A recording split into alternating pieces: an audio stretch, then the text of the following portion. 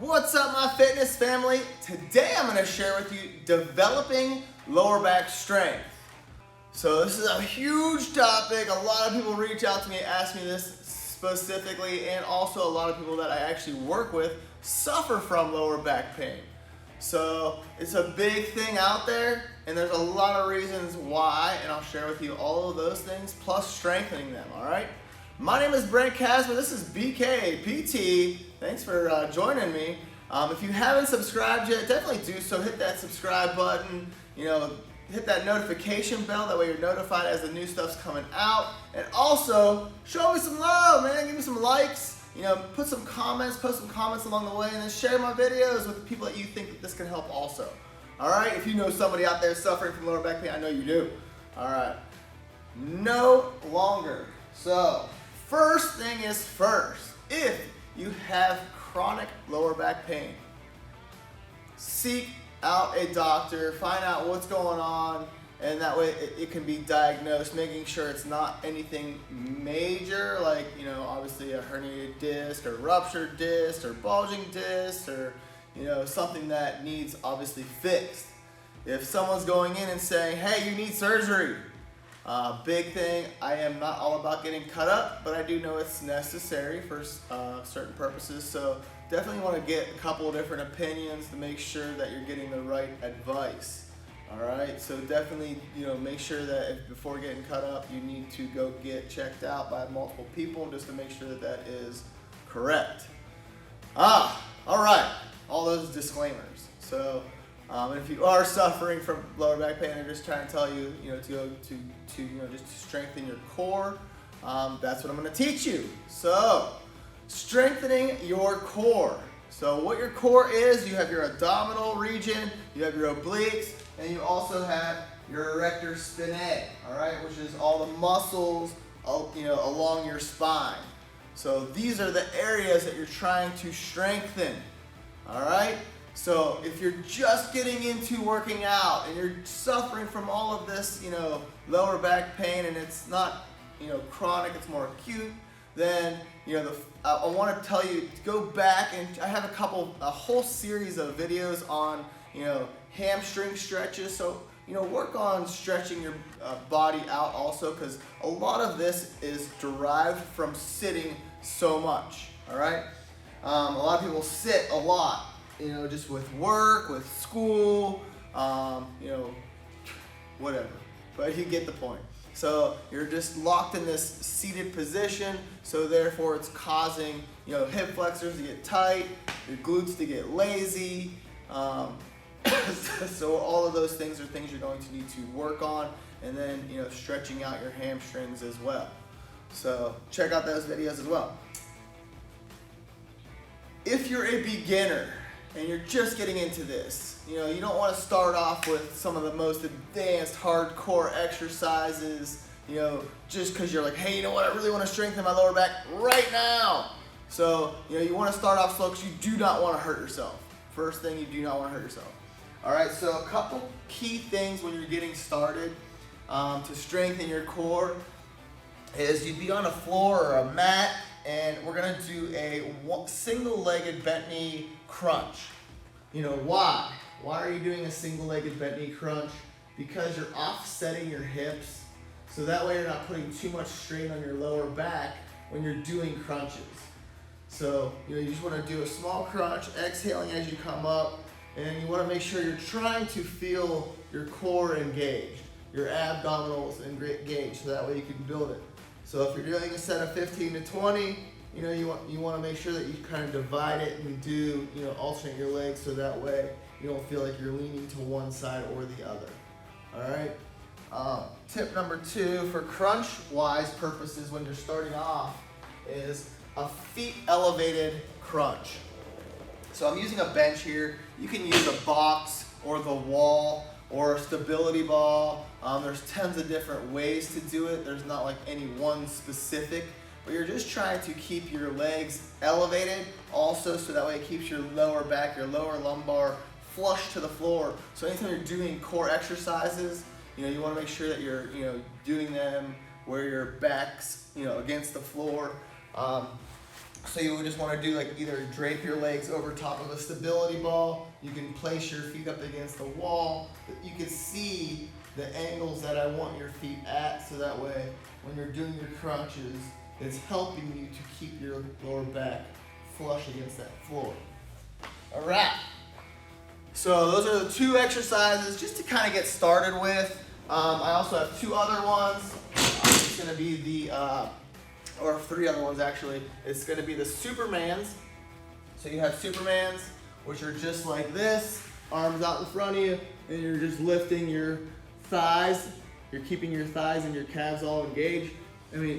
All as one, and you're just lifting your lower body, your whole, upper body and lower body up, and arching into an arch position.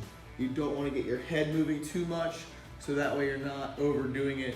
You also have the alternating Supermans, like so, and then we're going to go into bird dogs, which are just, opposite arm and leg moving at the same time. So it'd be your right arm, left leg going out. You want to get a good stretch, good point, feel that core engaged, and then come back down.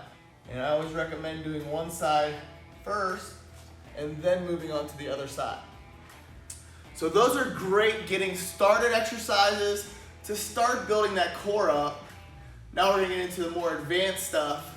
So that way, if you're beyond that and you're just trying to get a solid core, so that way obviously decreases your chance of injury. These are the things that you're gonna wanna do. The number 1 exercise is the trap bar deadlift. So all of these things, you want to make sure you're doing proper form. So, when you're intermediate and advanced and you're trying to step up your game and get your nice, solid core foundation, you want to make sure your form's proper before going crazy and stacking on the weights. So, I use a trap bar deadlift, so this is a trap bar. You can use a barbell as well. Obviously it's just preference and obviously what you have.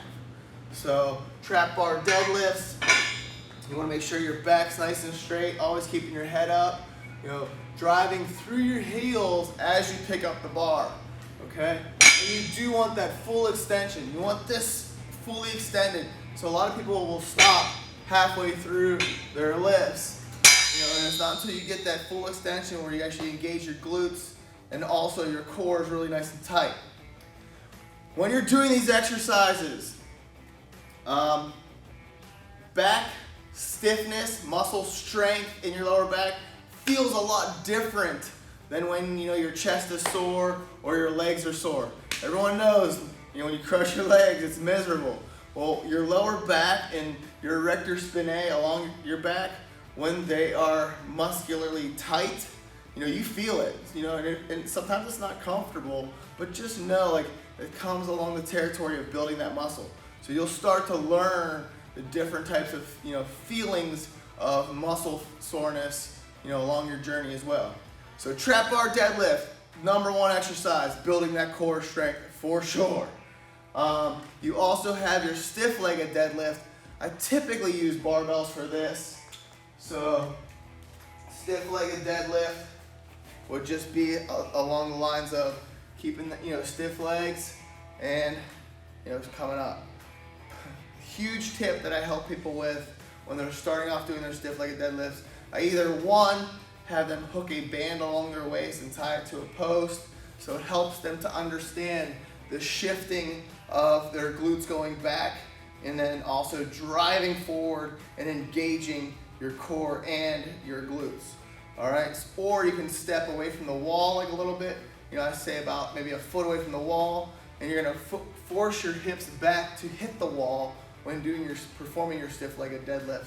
So that way when you're going down, you're pushing your butt back. So a lot of times what people do incorrectly is they just try to fall forward and the bar's coming away from their shins, and it's not safe for your lower back. All right, so that's your barbell stiff-legged deadlift. Another key one for doing your core leg-wise would be the front squat. So the front squat, there's 2 grips you can do, which is this is one that they teach a lot of the athletes to do. This is obviously textbook. If your wrists aren't that mobile, which mine aren't anymore, I do the cross grip. So I cross my thumbs underneath the bar, coming up underneath it, and you're just gonna walk out into a front squat position. So you wanna keep your elbows high, keep your bar on the shoulders, and you're going to literally keep your back nice and tall. This makes you keep your back tall. That's why I love the front squat, and it's really effective, for engaging your core. Woo! All right, that's a lot. So these are all of our, leggy exercises. You also have, your barbell bent over row. So any type of row where you're hinged over, and obviously your back is engaged. You have, your boom, power, and you're also engaged lower back wise also. If you ever feel in any of these exercises that it's like, oh man, like I feel like my form's getting compromised, stop. Set the weight down, get readjusted, and then that way you can live to fight another day. So those are a lot of your strength-based training core building exercises. All right? So I have some other ab exercises that I think would be very beneficial for building your core in a more advanced method. Is obviously the decline sit-up for one, but then honestly adding the weight with it as well. So like a weighted decline sit-up. So there's two ways to do this. Well, there's several ways to do it, but holding the weight up above you and then just aiming for the sky. So see how my arms move? But then you want to come down nice and slow, so that way you keep that resistance against your abs. You don't want to just flop. So you never want to come up and just flop. You want to keep that core engaged, coming up and sitting up with it. One of my favorite decline sit-ups is keeping your body off center. So you would hold this in one arm, and you're gonna sit up, and you can totally feel this pulling across your whole abdominal wall. So if you're gonna do like 10 reps, you would do 5 in one hand, 5 in the other, so that way you keep it equal. You're always trying to build that good symmetry with your body. So you have your weighted decline sit-up, obviously like weighted knee-ups, those types of things as well. And then also body saws. Body saws are some of my favorite exercises. Shoot, I didn't put my sliders over here. Give me 1 second.